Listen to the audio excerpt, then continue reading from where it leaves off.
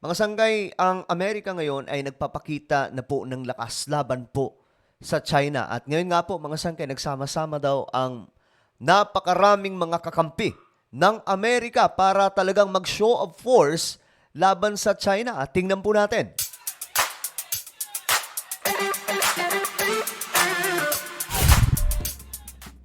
Magandang oras po sa lahat ng ating mga kababayan, sa lahat po ng mga solid sangkay na nanonood ngayon.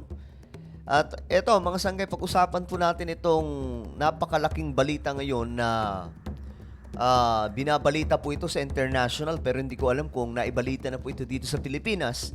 Pero ayun nga, mga sangkay, balita po natin dito sa ating channel kung hindi pa po nila nabalita. Kasi wala pa po akong nakitang information from our local media, no? But anyway, bago tayo magpatuloy, paki-subscribe po muna yung ating YouTube channel. Sa baba ng video na to, mga sangkay, makikita nyo po yung subscribe button. Pindutin nyo lamang po yan, tapos i-click nyo yung bell at i-click nyo po yung all. Dahil dito, mga sangkay, 1.23 million subscribers na po tayo. Konting-konti na lang. 1.24 million subscribers na po tayo. Kaya naman subscribe muna. Sa mga nanonood po sa Facebook, i-follow nyo po yung ating Facebook page. Ngayon, mga sangkay, ito po yung inaabangan po natin. Ito po yung tinitingnan po natin ngayon, itong nangyayaring pag-escalate, no? Or possible World War III.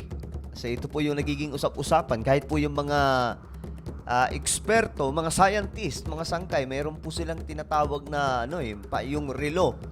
Mga sangkay na kung saan tumutukoy doon yung magaganap na mga sigalot na mga bansa like catastrophic event dulot po nitong gera. Kasi itong susunod na gera, mga sangkay, ayon nga po kay President Donald Trump, sabi po niya doon sa ito po ay magiging all-out nuclear war. Kaya nga sinasabi niya, hanggat ang nakaupo daw po ay si Biden, possible po talaga mangyari ito kasi tingnan nyo daw ang nangyari sa Ukraine, Israel. Susunod na daw po yung iba pang mga bansa. At bagamat hindi napansin po yung Pilipinas, pero, my goodness, isa po tayo sa may malaking potential pagdating dyan, diba? Sa digmaan. Ngayon, ito, world's largest Navy exercise. Ito daw po ay may matinding mensahe. Laban po ngayon sa China. Ito, tingnan po natin. International cooperation on a scale like no other. 40 surface ships, more than 150 aircraft. Grabe, more than 150 na mga aircraft. 3 submarines and 25,000 people. Dami, no? 25,000 na mga kasundaluhan pala ito. Together in the Pacific Ocean for this year's RIMPAC. Tingnan nyo mga sangkay, kung ito yung sinasabi ko. Kapag nagkaroon talaga pag nagdeklara ang China ng pananakop dyan sa West Philippine Sea, marami po silang makakabangga dito eh. Kasi dito pa lang sa Asia, napapalibutan na po sila ng may malaking potensyal na kalaban. Nandiyan po yung Vietnam, nagigil po sa kanila. 'Di ba? Kaya medyo tagilid po dito yung China kung sakaling makikipagdigma po talaga sila. Kung talagang gugustuhin po nila. Ang tanong dito, magugustuhan kaya nila yung kahihinatnan just in case na puputok talaga itong digmaan, di ba? RIMPAC. Nations from across the globe are practicing a wide range of missions from natural disaster response to attack skills needed for war. Every nation in the world actually has interest in the Pacific, and we adhere to the same value. It's more than welcome to participate. One country non-invited, China, because Isang bansa daw ang hindi imbitado, itong China. Mga sangkay, mga malalaking barko to na pandigma na magagamit po just in case na mayroon pong mga rescue operations sa karagatan. country non-invited, China. Because analysts say the warm welcome RIMPAC gave to China about a decade ago backfired. There was this outreach to China, and definitely the U.S. and its allies and partners were essentially burned by the Chinese taking advantage of it, but not really taking advantage of in a way to positively shape their behavior and cooperate, but took advantage of it as an opportunity to essentially to collect intelligence and to try and get more. Alam niyo mga sangkay, yung mapapansin po natin ngayon, 'di ba? Ang focus po halos ng maraming mga leader ng buong mundo, magpapalakas po ng kanilang pangdepensa.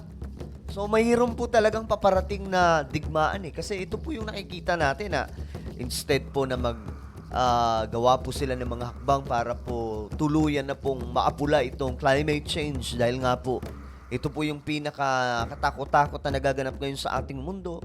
Makikita po natin yung mga malalakas na po na bagyo, mga malalakas na po na pagbaha, mga malalakas na mga sakuna na nagaganap po sa iba't ibang panig ng ating mundo dahil po sa climate change. But bingi-bingihan po sila. Wala po sila gaanong sinasabi tungkol dyan. Maliban po of course sa ating Pangulo, si BBM, na very vocal na sinasabi po niya na ayusin o gumawa po na mas mabilis na hakbang laban po dito sa climate change. But these leaders like sa Amerika, China, at iba pang mga bansa, busy po ang lahat sa pagpapalakas ng marami. Kasama po dyan yung Pilipinas, syempre, kasi kaalyado po tayo. Pero I mean, mapapansin mo natin yung mga leader na mayroon po talagang mayroong nagtutulay kung ano ang patutunguhan sa mga nangyayari ngayong mga military exercise at mga sigalot na mga bansa.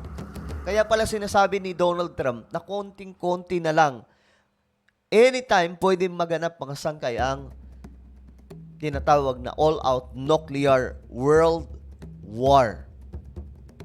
Malala po yan, mga sangkay. Or acceptance of what should be considered unacceptable behavior. Now, officials say the biennial exercise Grabe, dami, no? Tingnan nyo mabuti. Kung gaano karaming mga warship po yan. sends a strong message to China to stop bullying its neighbors. Ito daw po ay malaking mensahe sa China na ihinto na po yung pambubuli sa kapitbahay. Wala namang iba kundi Pilipinas. Inusubukan nila yung Japan pero hindi nila magawa yun. Sila patuloy ang napalayas, di ba? Ganon din ang India. Pero ang Pilipinas, mga sangkay, yan, makikita nyo naman sa video na yan na talagang ginigit-git po tayo kasi wala po tayong mga kagamitang pandigma. Pero, syempre, kahit wala, mayroon po tayong mga kaibigang mga bansa na malamang sa malamang, ito po yung may iba sinasabi na ang China hindi natatakot sa mga bansang yan. Pero, for me, kinakabahan din ng mga yan kasi napapalibutan po sila ng kalaban Pag nilusob nila yung Pilipinas, napakarami nila makakalaban dyan. Andyan yung India, andyan yung Japan. So, malaking gulo talaga yan. They're not just going to be facing the United States and the country they're targeting, but they're potentially going to have to deal with a response from a wide range of countries that have common interests in deterring and confronting Chinese aggression and its threats to free and open Indo-Pacific. RIMPAC nations this year will practice targeting the decommissioned assault ship USS Tarara in a rare chance to learn how effective their weapons are at sinking a large Lalaki mga barko and no? protected adversary in open waters. The weeks-long exercise is set to end in early August. Carla Babb, VOA News, The Pen. Okay, so hanggang August po itong military exercise. Napakarami, 20,000 mahigit na mga kasundaluhan ang dumalo, mga sangkay. Ito pa, mula po sa Hawaii News. Are steadily arriving for RIMPAC, the world's largest international maritime exercise. Pinakamalaki daw po ito sa buong mundo na military exercise. Akala ko po yung NATO na po. Pero mukhang ito po yung may pinakamalaking pagsasama-sama ng puwersa ng mga kakampi ng Amerika. The huge training event officially begins today, and the U.S. Pacific Fleet and its partners say plans are in place to protect Hawaii's fragile environment. This year, 29 nations, over 150 aircraft, 29 daw pong mga bansa pala ito. So sobrang dami pala nila. 40 ships, 3 submarines, 14 land forces, approximately 25,000 personnel Grabe, tingnan nyo mga sangkay, will participate. RIMPAC is back, with military leaders planning training events at sites across the state, from Kauai's Pacific Missile Range Facility, Pohakuloa Training Area on Hawaii Island, and Kaneohe Bay and Bellows Beach on Oahu. My three priorities are safety, environmental stewardship, and professionalism.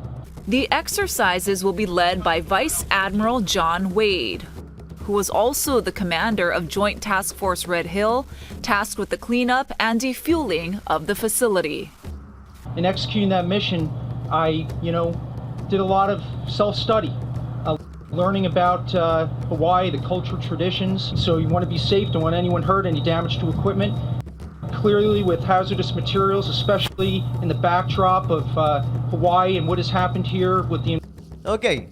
So, ito po ay matinding pagsasama-sama ngayon ng maraming mga kakampi ng Amerika at ito daw po ay may mensahe laban po sa China na eto kami, mga sangkay.